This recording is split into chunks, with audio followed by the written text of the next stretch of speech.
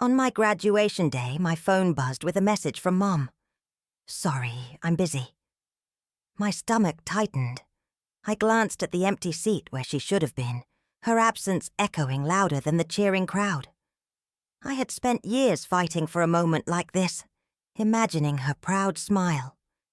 But as I walked toward the podium, my heart shifted.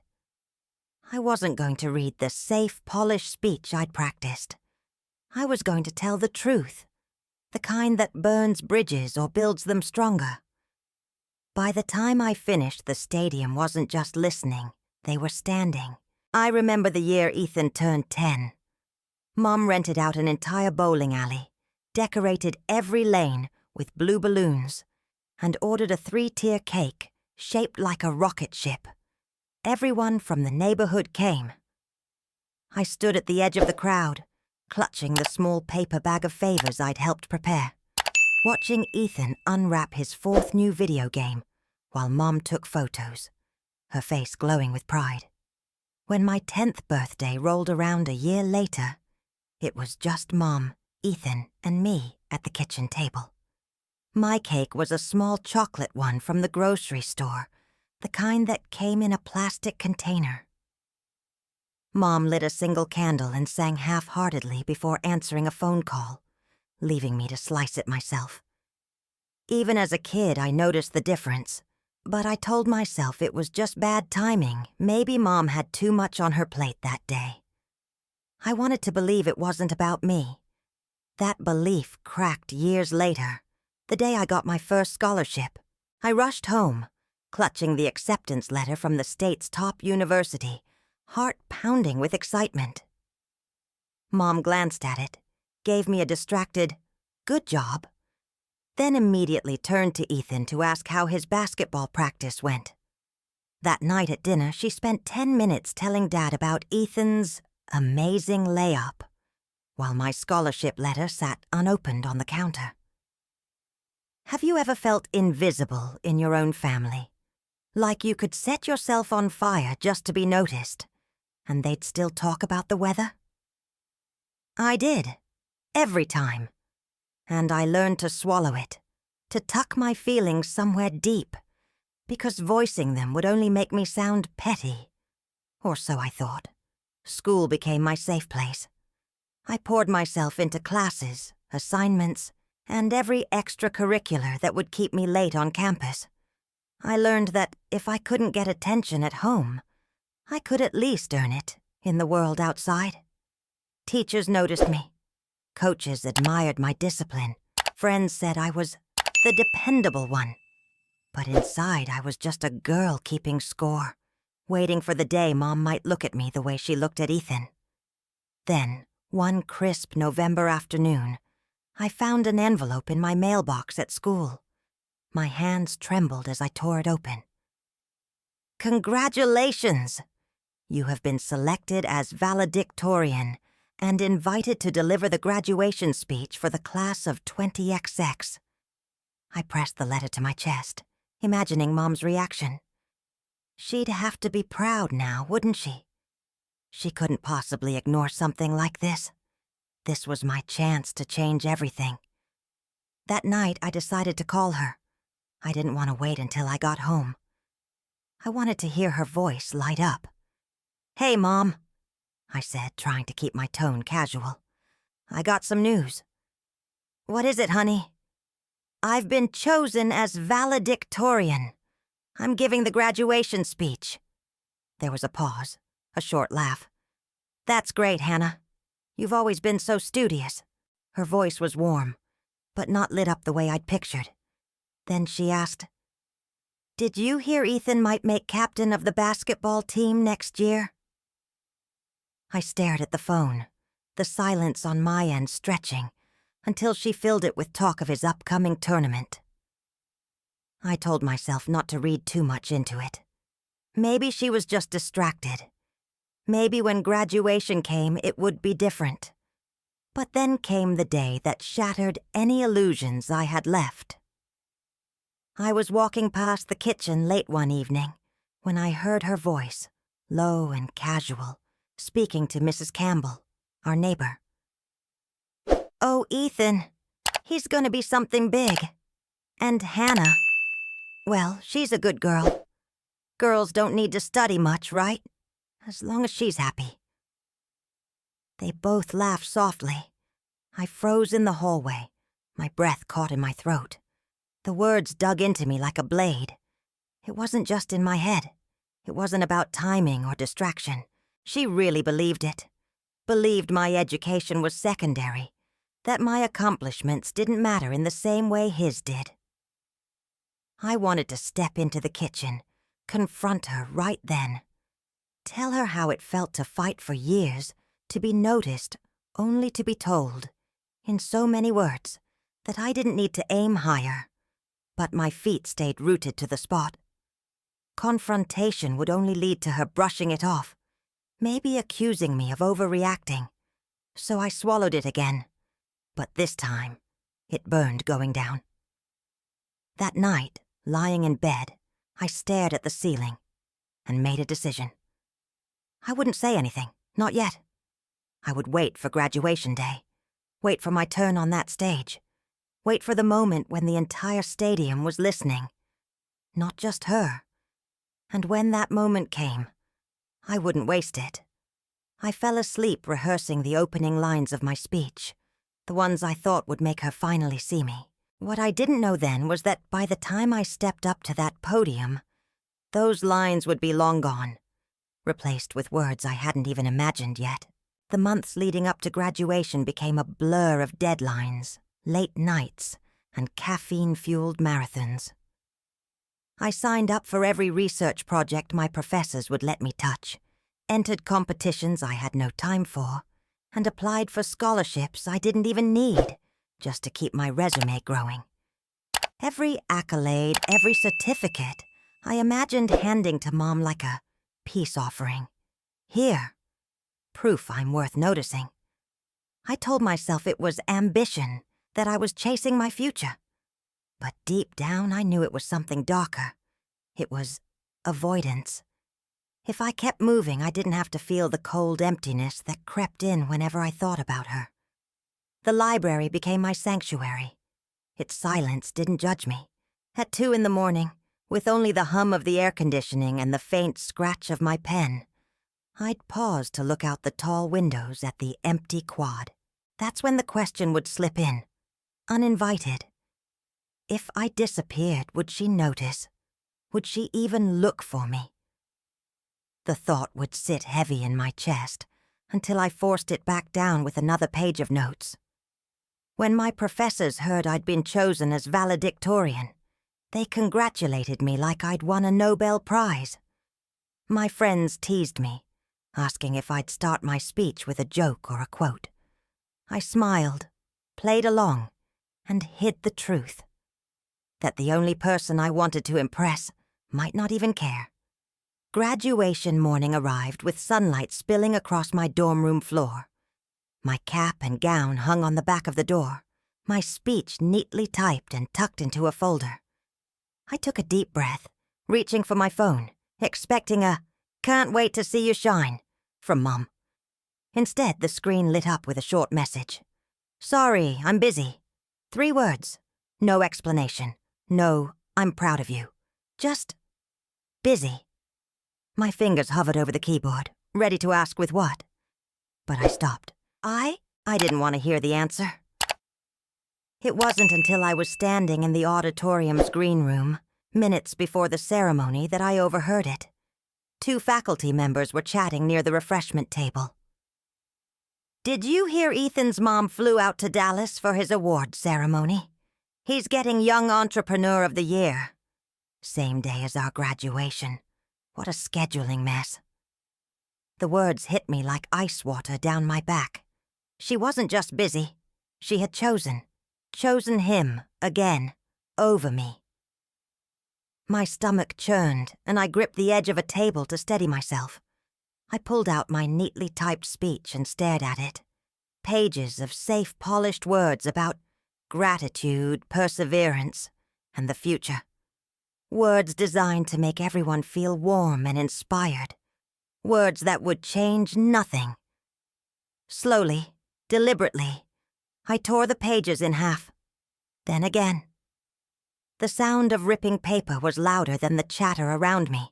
If it were you, would you stay quiet? Would you keep pretending just to keep the peace? Or would you finally say the thing you've been holding in for years? I walked to the back of the stage area, found an empty seat among the graduates waiting to be called. My hands shook as I pulled a small notebook from my bag and began to write. Not the speech they expected, but the one I needed to give. A speech that might burn every bridge left between us, or build one we'd never had before. By the time they called my name, the notebook was half filled with hurried lines and underlined words. I didn't know exactly what I would say, only that it would be mine. The stage lights were blinding. I could barely make out the rows of faces in the crowd, just a haze of caps and gowns, camera flashes, and the rhythmic hum of the audience shifting in their seats. My heels clicked softly against the wood as I walked to the podium, gripping the small notebook I'd scribbled in only minutes earlier. "Good afternoon, faculty, families, and fellow graduates," I began, my voice steadier than I felt. "It's an honor to stand before you today." The first lines came easily. Polite acknowledgments to professors, gratitude for classmates, a few safe jokes about late-night cram sessions and too much coffee. People laughed at the right places, smiled politely. Then I took a slow breath and turned a page in my notebook. "But today," I said, letting my voice drop just slightly, "I want to tell you a story." A murmur rippled through the first few rows. "It's about a girl who tried every single day to be seen. She worked harder than she thought possible, hoping someone close to her would notice. She smiled through disappointments, stayed quiet when it hurt, and convinced herself that someday, if she just kept going, she'd matter." Somewhere in the middle rows, I saw a woman's hand stilling over a camera lens, her eyes narrowing. I pressed on. This girl celebrated others' victories without ever expecting her own to be celebrated. And when her biggest day came, the day she thought might finally change everything, she found out that the person she wanted most to be here had chosen to be somewhere else. The air in the stadium shifted. A hush fell, the kind that makes you aware of every heartbeat in your chest. I looked straight toward the section where my family was supposed to be sitting. The seat I'd reserved for her was empty. "The person who should be sitting in the front row today," I said, my voice steady but sharp, "isn't here." The words hung in the air like a struck bell. I let the silence stretch, just long enough for people to wonder. And then I kept going, not to accuse, but to tell the truth. I spoke about what it meant to grow up unseen, to measure your worth against someone else's spotlight. I spoke about how it shapes you, how it teaches you to fight harder, but also how it leaves scars you can't see. I could feel the crowd leaning in, the shift from polite listening to active hearing. This wasn't the speech they had expected. When I finished, I closed the notebook and stepped back from the microphone. For a second, there was nothing, just stillness. Then the sound rose, starting in one corner and spreading like a wave. The entire stadium stood, clapping, cheering, some people wiping tears from their eyes. I didn't smile right away. I let myself feel it first. For once, the applause wasn't for the perfect GPA or the resume bullet points. It was for me. Out of the corner of my eye, I noticed a student near the front, holding up their phone, live streaming. I thought nothing of it at the time. But by the time the ceremony ended, and I'd made my way through a sea of hugs and congratulations, my phone was buzzing nonstop. The clip had gone viral, over 2 million views in less than an hour. Comments poured in from strangers. I felt every word. "She's speaking for all of us who've been overlooked." Friends sent me screenshots from Twitter, Instagram, TikTok. My name was suddenly everywhere. That night, alone in my dorm, I watched the video for the first time. Seeing myself up there, hearing my own voice say those things, it was surreal. It was raw. And it was mine. I didn't know if Mom had seen it yet, and I wasn't sure I wanted to. The next morning, I reached for my phone before I was even fully awake. My notifications had slowed, which struck me as odd. I opened the link to the live stream and was met with an error message. This video is no longer available. Confused, I checked the other platforms. One by one, the clips were gone. The hashtags were still trending, but the original footage had vanished. I sat up, my chest tightening. Someone had made this happen, fast and deliberately. Then my phone buzzed with a text from an unknown number. Just one sentence. "I know who deleted your video." The text from the unknown number replayed in my head all night. By morning, I couldn't ignore it. I traced the original live stream back to a faculty account, the one belonging to Professor Daniels, my advisor. He had always been supportive, the kind of mentor who noticed when students were more than just grades on paper. I found him in his office, sipping coffee, the blinds half open. "Professor," I said, closing the door behind me. "You filmed my speech, didn't you?" He nodded slowly. "I did. It was important. People needed to hear it." "Then why is it gone?" A pause. His gaze dropped to the rim of his mug. "Your mother called me. Said it was a private family matter. She asked... No, she insisted it be taken down. I thought I was doing the right thing, protecting you." The words sank in like a stone in water. "Protecting me from what? From my own truth?"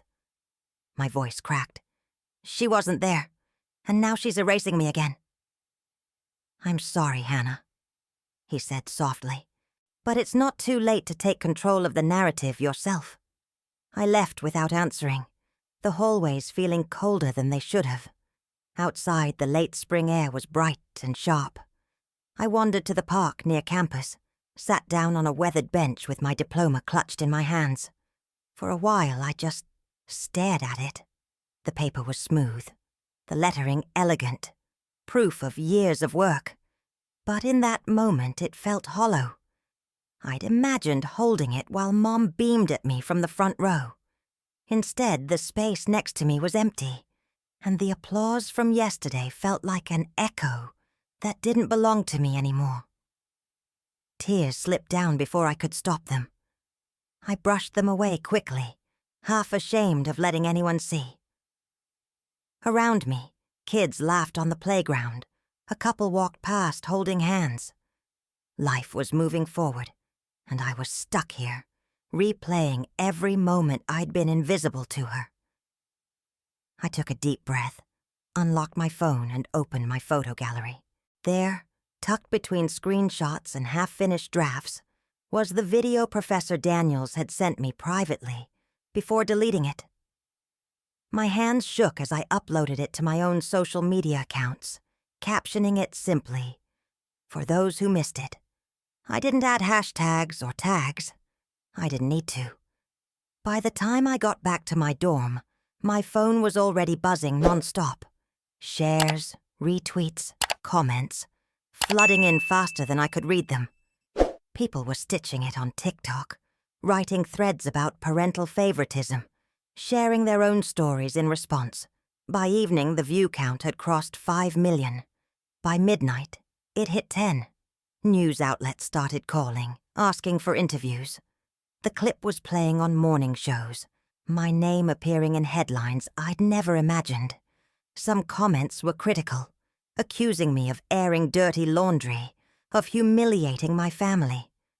But most were supportive, even fiercely protective. Strangers wrote, "You said what so many of us couldn't." And this took courage. The next morning, an email popped up in my inbox. The subject line read, "Book Proposal Inquiry, New Leaf Publishing." I clicked it open. We were deeply moved by your speech and believe your story could inspire many more people in book form. If you're open to it, we'd love to discuss a memoir project with you.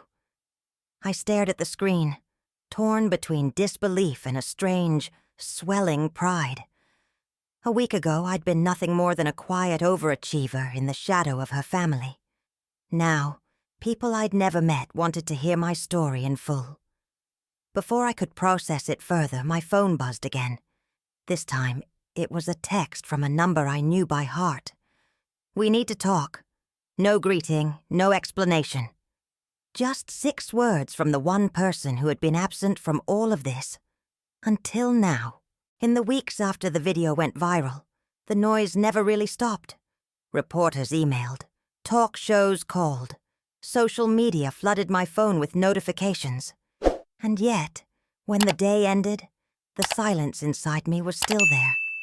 It was a different kind of quiet now. Less about being unseen. More about not knowing who I was when I wasn't performing for approval. I started therapy at the suggestion of Professor Daniels. At first, I didn't want to. The idea of sitting in a room and unpacking years of family history felt exhausting. But my therapist, a soft-spoken woman named Dr. Keller, didn't rush me. She let me circle around the truth until I was ready to look it in the eye. It was in one of those sessions that the realization landed. I had built my entire identity on proving myself, on earning love like it was a prize to be won. Every award, every late-night study session, every moment I pushed past exhaustion. It wasn't just ambition. It was survival. I had become a machine, programmed to produce achievements in exchange for scraps of recognition. That night, I sat at my desk and pulled out a blank sheet of paper. I wrote at the top, "To the girl I used to be." The words came slowly at first, then poured out. "I'm sorry. I'm sorry I made you work so hard for love. I'm sorry I ignored your tears because I thought pushing you harder was the only way to keep us alive. I'm sorry for every time you felt small, invisible, and unworthy. You were enough all along. You didn't have to earn it. You never did." When I finished, my hands were trembling. I folded the letter carefully and tucked it into my journal. It wasn't a magic fix. The hurt was still there. But for the first time, I felt like I'd extended a hand to that little girl inside me and promised not to leave her alone again. 6 months passed without a single word from my mother. I filled my days with speaking engagements, accepting invitations from universities and youth programs to talk about parental favoritism and self-worth. The first time I stood in front of a crowd that wasn't my graduating class, I was nervous. But when I spoke, I saw the way people leaned in, nodding, some even crying. After one event, a girl about 16 came up to me, her eyes red. "Thank you," she whispered. "My mom does the same thing with my brother. I thought it was just me." I received hundreds of messages like hers. Each one reminded me why I kept telling my story. Not to expose my family, but to reach the people who felt invisible in theirs. Then one rainy Thursday evening, my phone buzzed with a notification I never expected. A message from Mom. "I'd like to meet. It's been too long." My stomach twisted. Part of me wanted to ignore it, to protect the fragile peace I'd built. Another part ached with something like hope. I stared at the message until the screen dimmed. 2 weeks later, as I was leaving a conference in Chicago, I got another message from her. This time, it wasn't just about seeing me. "There's a 50th anniversary celebration at your high school next month. I want you to give a speech there. I think it's time people hear what you've accomplished." The words hit differently. This was the school where teachers once praised Ethan in every assembly, while I sat quietly in the crowd. The place where I learned to keep my victories to myself? Twist or trap? I couldn't tell. Was this her way of making amends, or An attempt to rewrite the story for her benefit. I sat in the hotel lobby that night, the city lights blurring through the rain outside, and weighed my options. If I said yes, I'd be stepping back into a place heavy with old wounds. But maybe, just maybe, it could also be the place where something shifted for good. I typed a reply, then erased it, typed it again. My finger hovered over send, my pulse quickening. The cafe was nearly empty when I walked in, the faint scent of roasted coffee beans hanging in the warm air. I spotted her instantly, sitting at a corner table, her hands wrapped around a mug like she was holding onto it for balance. For a second, I hesitated. 6 months of silence had built a wall between us, and I wasn't sure how high it really was, until I had to climb over it. "Hi, Mom," I said, sliding into the seat across from her. She looked up, eyes tired but clearer than I remembered. "Hi, Hannah." We sat there for a moment, the hum of the espresso machine filling the gaps between us. Finally, she exhaled. "I know I wasn't there for you. Not just at graduation, but for a lot of things." Her gaze drifted toward the window. "I thought I was doing what was best, focusing on Ethan because he needed, I don't know, more. But I see now that you needed me too. Maybe even more than he did. I can't undo the past. And I'm not here to give you some perfect apology. I just need time to be better." It wasn't the grand confession I'd imagined in my angriest moments. There was no dramatic sobbing, no cinematic embrace. But for the first time, her words felt unpolished and real. I nodded slowly.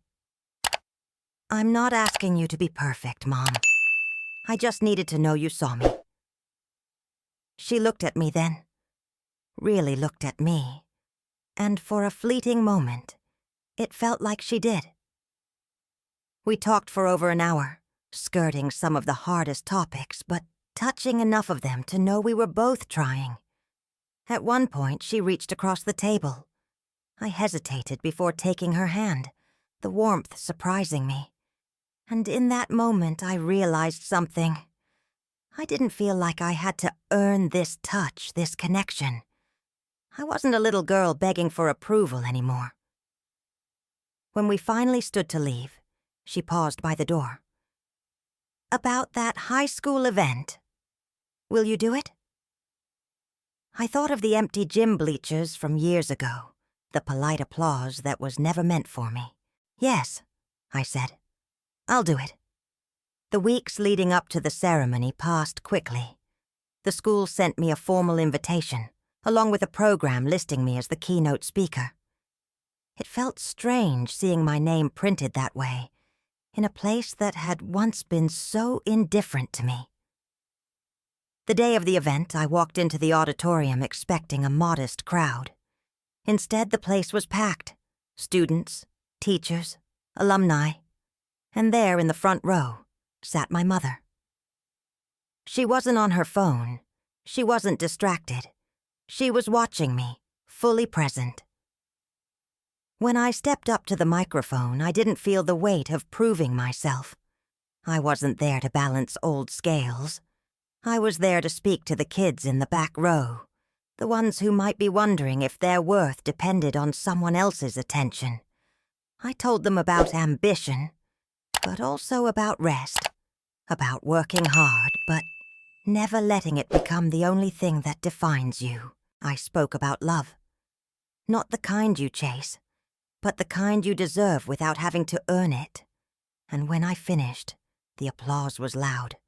But what stayed with me was the image of my mother standing with the crowd, clapping with tears in her eyes. A few months later, my book was released. Invisible No More climbed the bestseller lists faster than I could have imagined. Emails poured in from readers, teenagers, parents, even teachers, telling me how my story made them rethink the way they valued themselves and others. Bookstores asked me to sign copies. Schools invited me to speak. But beyond the public success, The most profound moments were private. Quiet conversations with strangers who shared their own scars. 2 years after graduation, I found myself stepping onto a TED Talk stage. The red circle beneath my feet, the bright lights, the camera lenses. All of it felt surreal. I started my talk the way I'd started my journey, with a story about a girl who wanted to be seen. Halfway through, I glanced toward the audience. There she was, my mother, sitting in the 3rd row, no empty seat beside her this time. Our eyes met. I saw pride there, not just for the person I'd become, but for the person I'd always been, even when she hadn't noticed. We both smiled, and as I finished my talk, I left them with the truth that had carried me here. No one gets to decide your worth but you. Not your parents, not your peers, not the world. You are enough, exactly as you are.